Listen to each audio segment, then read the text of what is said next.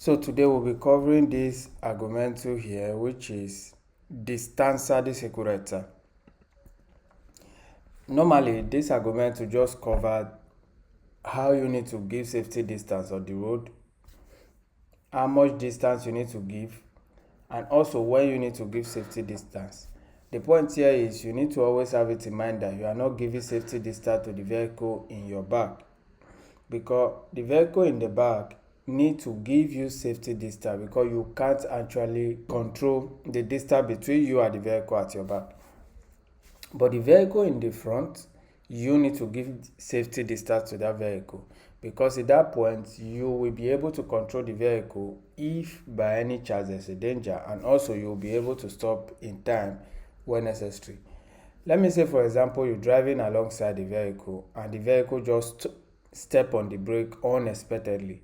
If you are not giving safety distance to that vehicle, you are likely to hit that vehicle. But if you are giving safety distance to the vehicle, you will have time to stop the vehicle in time. Are you with me? Yeah. Okay. So the first one we have here is tempo di reazione. Tempo di reazione simply means when you see the danger.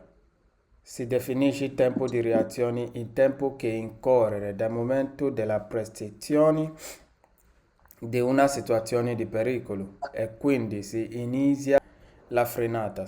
This simply means when you see the danger, like you were looking elsewhere, something just entered the road, that moment you start reacting to that danger, you start stepping on the brake, is called tempo di reazione. So after tempo di reazione, the next one is spazio di frenata. Spazio di frenata means the space covered where you start stepping on the brake. Like when you see the danger, you step on the brake, that space covered till the vehicle stop is called spazio di frenata. È lo spazio percorso dall'inizio della frenata, which is when you start stepping on the brake, all'arresto del veicolo, till where the vehicle finally stop. Esso dipende dalla velocità. Più elevata la velocità, più aumenta, which means it depends on the speed you're driving on. If you are driving on high speed, then the vehicle will need more space to stop. But if you are driving on a low speed, obviously the vehicle will need low space to stop. So here is where you need to pay attention to, because some questions normally come from this place here, which is se la velocità raddoppia, lo spazio cresce di 4 volte, which means if you are driving on a double speed, then you will need more space, 4 space to stop the vehicle. It just, if you are driving on 2 speed, you just have to multiply 2 times 2, it give you 4. If you're driving on 3, you just have to multiply 3 times 3, which will give you 9. If you're driving on 4, you just have to multiply 4 times 4, and it will give you 16. The point there is any speed you're driving on, you multiply the number by that same number. So maybe you come across a question and it said, se la velocità raddoppia, lo spazio cresce di 9 volte. You already know it's fast, so because raddoppia means double. So you just have to multiply 2 times 2 and it will give you 4. Raddoppia means double, triplica means 3 times, quadruplica means 4 times. Okay, let me ask you this question. If you're driving at your speed triples, what will be the answer? How many space do you need to stop the vehicle? 9. Echo. So if you're driving at your speed double, how many space will you need? 4. 4. So that's it. If you just understand it like that, if you come across any question from this part here, you'll be able to answer them. Then we have the third one, which is spazio totale di arresto. This one means the total distance covered when your vehicle finally stops. Lo spazio totale di arresto è pari allo spazio percorso nel tempo di reazione, più quello percorso durante la frenata. So it means spazio totale di arresto is equals to the space cover where you see the danger, and the space cover where you are stepping on the brake, which is actually What is very arrest though? arrest to me when you stop, when the vehicle stop. Source though. S- Same thing, right? Sosta mean when you park, so there are two different things. Sosta happens when you want it to happen. For example, you driving and you want to get something, you got home, you want to park your vehicle. Those one you decide to stop your vehicle. So you decide to park the vehicle and leave the vehicle for a while. Sosta you can park and just walk away for how many hours. But arresto you can't. You are still inside the vehicle. Arresto is more like something telling you to stop, but you are not the one that decide to stop. Let me put it that way. So Okay. let's say for example you are driving towards a traffic light and the traffic light turn red. That is arresto because you must stop. The traffic light is telling you to stop. You can decide to just pass if you want to do, but you must stop. If you're driving all of a sudden you are close to attraversamento pedonale, that one you must stop.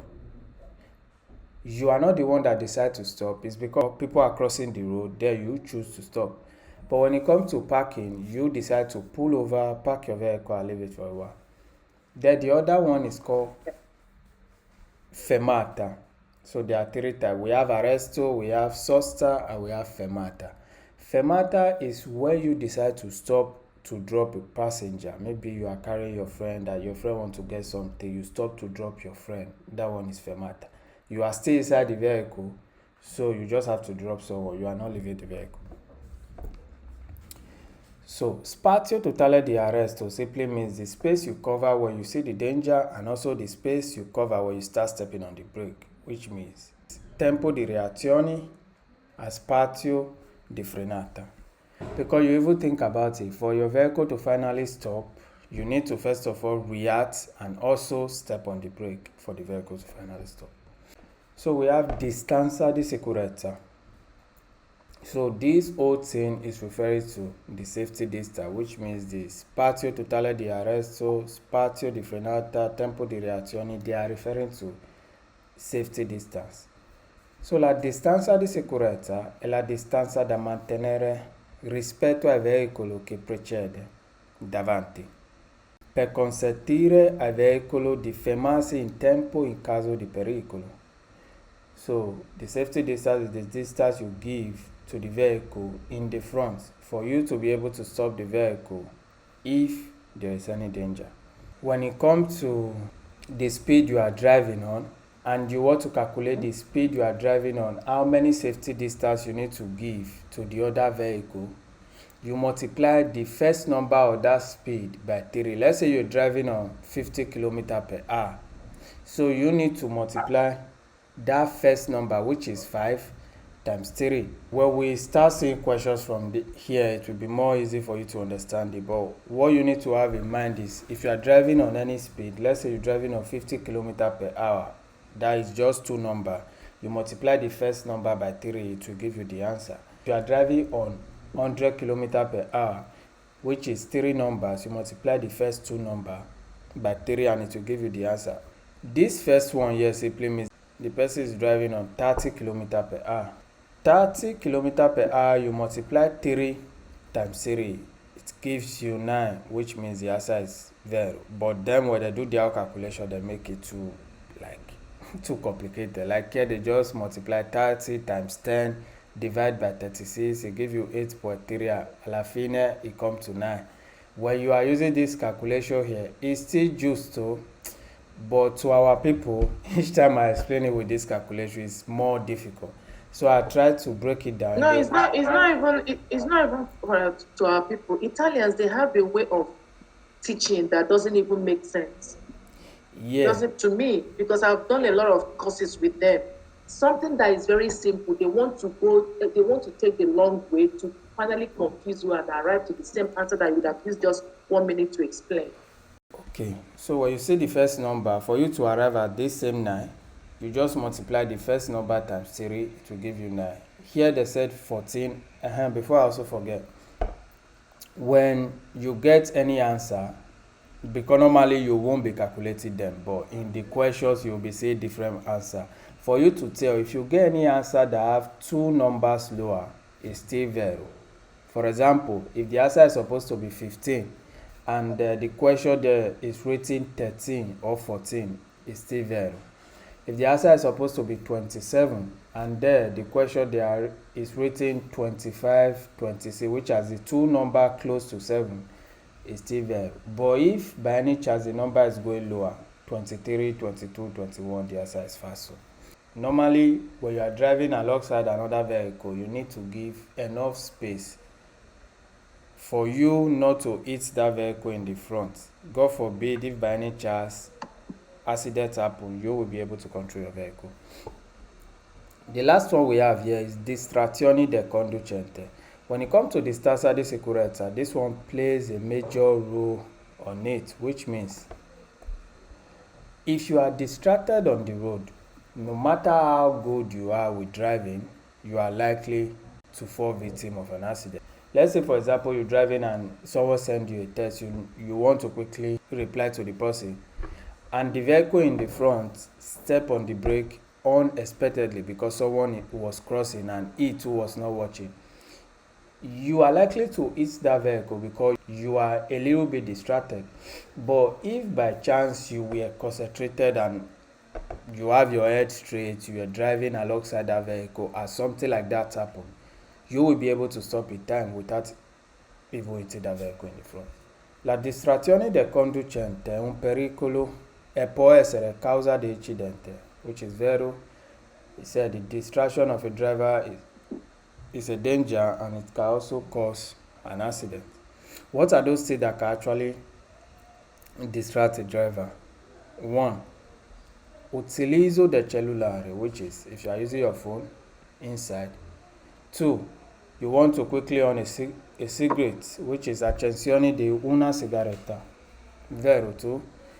And the last one, you are looking for a way to on the radio, you want to play music, all those things can also distract you on the road. That's why before you start moving the vehicle, first you set the navigator, which is your phone, to any address you go in. Make sure it's okay.